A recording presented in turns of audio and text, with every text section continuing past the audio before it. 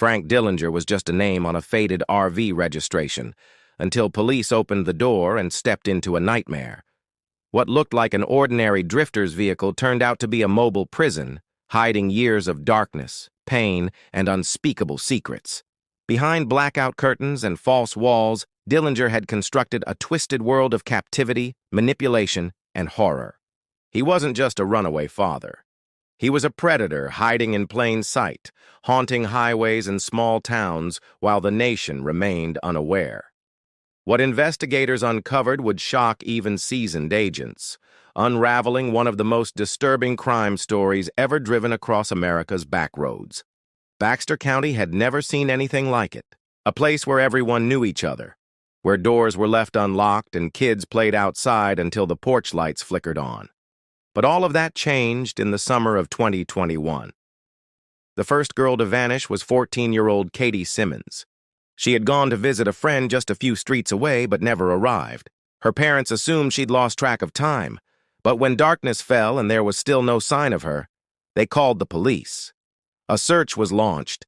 Helicopters combed the forested areas, and volunteers flooded in. But Katie was gone. No trace. Not even a shoe print. The town was rattled, but many clung to the idea that she had run away. It was easier to believe than the darker alternative. Then came the second disappearance. This time it was 13-year-old Eliza Grant. She vanished while riding her bike home from the library.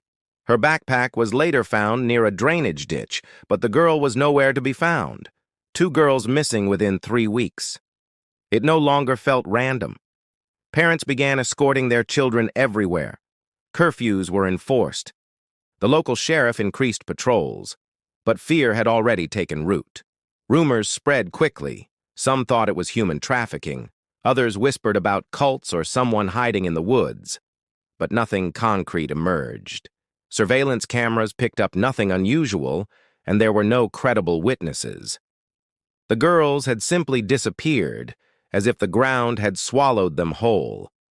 Media trucks started arriving. National outlets took interest, broadcasting from the town square. Police held press conferences with grim faces, but no answers. Then, during the first week of August, the case took a disturbing turn. A tourist from Texas had stopped at a local gas station with his family. While he paid for gas inside, his 12-year-old daughter stayed near the car. When he came out, she was gone, vanished in broad daylight. Panic erupted again, this time across state lines. The FBI joined the investigation. A multi-agency task force was formed, combing through evidence, interviewing residents, and reanalyzing every detail from the previous disappearances. That's when someone finally noticed the RV. In the gas station's surveillance footage, just behind the pumps, a run-down white RV with peeling paint sat partially hidden near the dumpsters.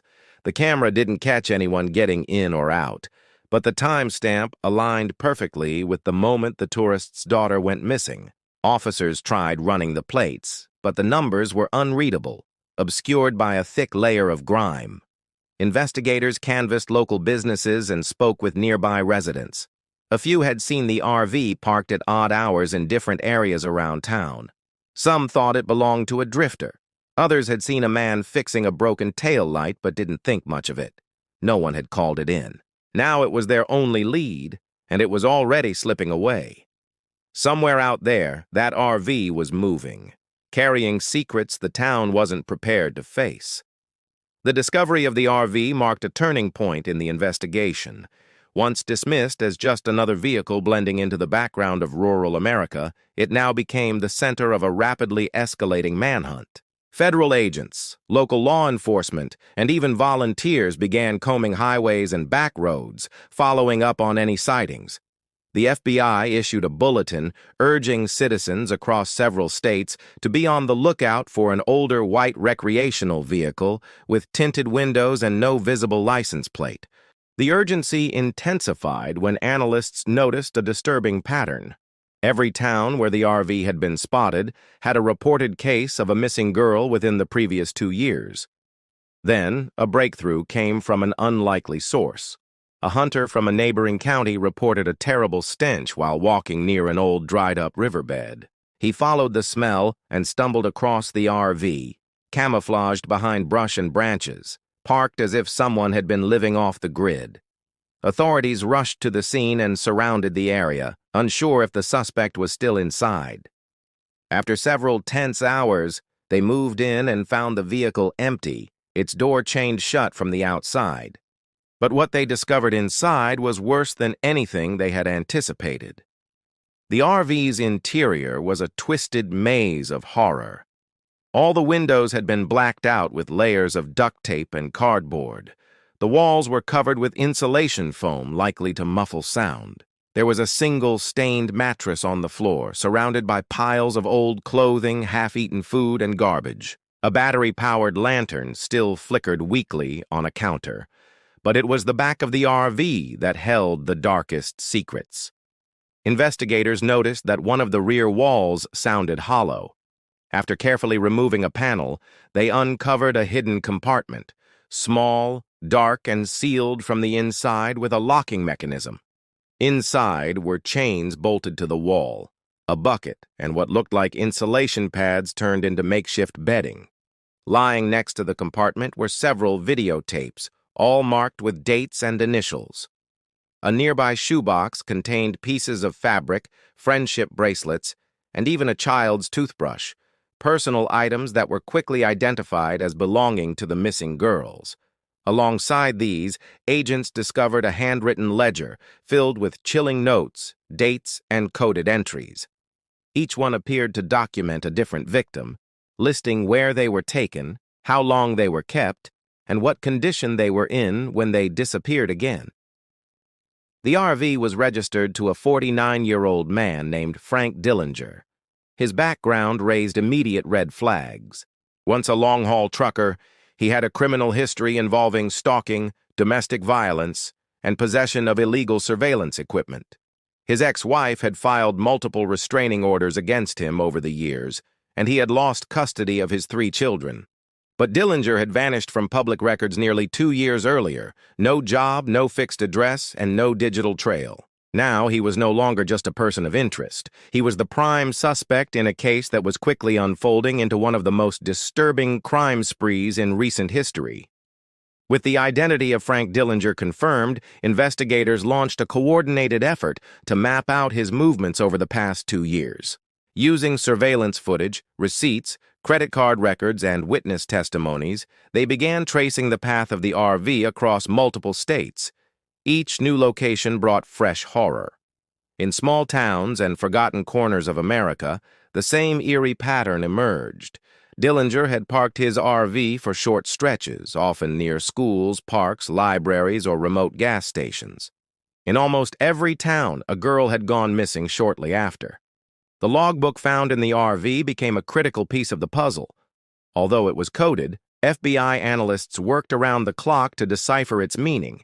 It appeared Dillinger used initials instead of names and symbols to represent different forms of control, confinement, and movement. Some entries included chilling phrases like "window secured," "no noise today," and "transfer delayed." Authorities feared there were many more victims than previously thought. Cold cases from Missouri, Arkansas, Tennessee, and even as far west as Utah were now being reopened and reevaluated with this new information. Tips began flooding in. People who had seen the RV in truck stops or rest areas recalled a polite but distant man offering candy or cheap souvenirs to children. He posed as a children's book writer, traveling the country for inspiration. Others remembered him asking about nearby playgrounds or youth centers. No one had reported anything at the time. It had all seemed harmless. But in hindsight, the red flags were unmistakable. One store owner in Kansas provided surveillance footage of the RV parked for hours behind his shop, while a young girl disappeared from the neighborhood. Another camper in Colorado remembered hearing muffled cries near a campsite where Dillinger ASRV had been parked, but assumed it was just a domestic dispute. As the FBI worked to identify the full extent of his crimes, they also focused on the missing girls whose fates remained unknown. The three girls believed to be most recently taken, Katie, Eliza, and the tourist's daughter, were now the top priority. Their photos were distributed nationwide. Alerts were issued at border crossings and transportation hubs. Investigators feared Dillinger might try to flee the country, though he had no known contacts or resources abroad. A search of abandoned properties and rental units previously linked to Dillinger turned up additional evidence. In one case, authorities found a locked storage unit under a fake name in New Mexico. Inside were more disturbing items: duffel bags filled with children's clothing, wigs, cameras, burner phones, and maps marked with pins. Each pin corresponded to a location where a girl had disappeared. What sickened investigators most was the precision. Every movement had been planned, every abduction calculated. The portrait of Dillinger was now complete, a predator who used mobility as a weapon, evading law enforcement by never staying in one place too long. His RV wasn't just a vehicle, it was a prison on wheels. The deeper they dug, the more it became clear that they weren't just dealing with a kidnapper. They were hunting a methodical, remorseless serial offender who had created a traveling nightmare. Frank Dillinger's capture came not through a dramatic chase, but a stroke of luck. Nearly a month after the RV was discovered and the manhunt began, a routine patrol near the outskirts of Portland, Oregon, led to an unexpected tip. A private security guard at a self-storage facility noticed an older RV being driven through the gates late at night. The man who rented the unit paid in cash, used a fake name, and seemed nervous. What caught the guard's attention wasn't just the late hour. It was the pungent smell coming from the direction of the unit the next day. He reported it to the facility manager, who called the local police. When officers arrived, they obtained a warrant and opened the unit. Inside sat the now infamous RV, wedged between boxes and plastic bins. The engine was still warm. Officers surrounded the area and discovered Dillinger hiding inside a narrow crawl space beneath the vehicle, wedged between insulation and metal beams. He was wearing a false beard, contact lenses, and had lost weight. He didn't resist arrest. In fact, he appeared calm, almost indifferent. Inside the RV, investigators found evidence that confirmed their worst fears. The hidden chamber had been recently used. Blankets were damp, food wrappers were scattered, and a makeshift toilet was overflowing. But what turned the situation from grim to miraculous was the discovery of three missing girls: Katie Simmons, Eliza Grant, and the tourist's daughter, found alive in a separate concealed compartment beneath the floorboards. They were weak, dehydrated, and traumatized, but responsive. Emergency services were called in immediately. Paramedics transported the girls to a hospital under police escort. The facility was shut down and sealed off as a crime scene. Forensics teams worked for days collecting every item from the RV and surrounding storage unit. Among the items recovered were dozens of notebooks, each filled with detailed entries. They documented everything: methods of luring victims, steps to avoid detection, psychological notes on each girl, and disturbing insights into Dillinger's mindset. The writings were cold, calculated, and obsessively organized. Authorities also found multiple passports, social security cards, and state IDs, all fake. Dillinger had planned for nearly every scenario. He had stashed cash in multiple locations and mapped out potential escape routes across the border. One map included locations in Canada and Mexico, complete with entry points and alternate travel paths. He had even written contingency plans in the event one of the girls escaped. Despite the horror of the situation, the rescue of the three girls provided a rare glimmer of hope. They were immediately placed under protective care, and trauma specialists began the delicate process of helping them recover. Their families were notified, and emotional reunions took place under strict security. The arrest of Frank Dillinger sent shockwaves across the country. News outlets dubbed him the Predator Dad and the RV Monster. For law enforcement, the case was far from over. Investigators were now tasked with reviewing every cold case that matched Dillinger's timeline. But for the moment, one thing was certain: his reign of terror was over. Frank Dillinger's arrest marked the end of a chilling chapter. but the nightmare he created left a long shadow. As news of his crimes spread, communities across the country held vigils for the missing, the recovered, and the unidentified. Families who had lived in limbo for years suddenly had reason to reopen their own painful cases, hoping for answers. Investigators found themselves flooded with tips, sightings, and connections. Each day brought new questions and new victims to consider. The three girls rescued from the RV slowly began to recover under medical supervision. Though physically on the mend, the psychological scars were deep. Specialists reported that all three exhibited signs of prolonged trauma: night terrors, extreme distrust, and difficulty communicating. But they were alive. Their survival was the only positive outcome in an otherwise horrifying saga. The girls' statements, though guarded and fragmented, helped authorities piece together a clearer picture of Dillinger's movements and methods. According to them, he kept them in darkness for most of the day, only allowing light and limited food at certain intervals. He played recordings of outdoor sounds to confuse them and moved them around inside the RV to avoid detection. The trial was scheduled to be one of the most high-profile in recent U.S. criminal history. Prosecutors amassed hundreds of pieces of evidence: video recordings, journal entries, witness testimonies, and forensic data. The FBI released a portion of Dillinger's coded journal to the public in hopes that someone might recognize the initials of other potential victims.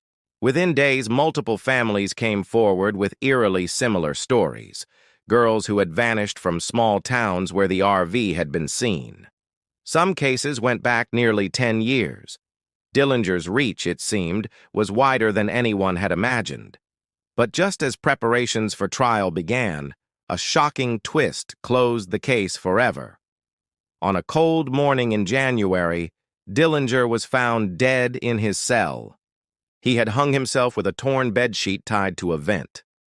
There were no signs of foul play. He left behind no confession, no letter, and no clear explanation.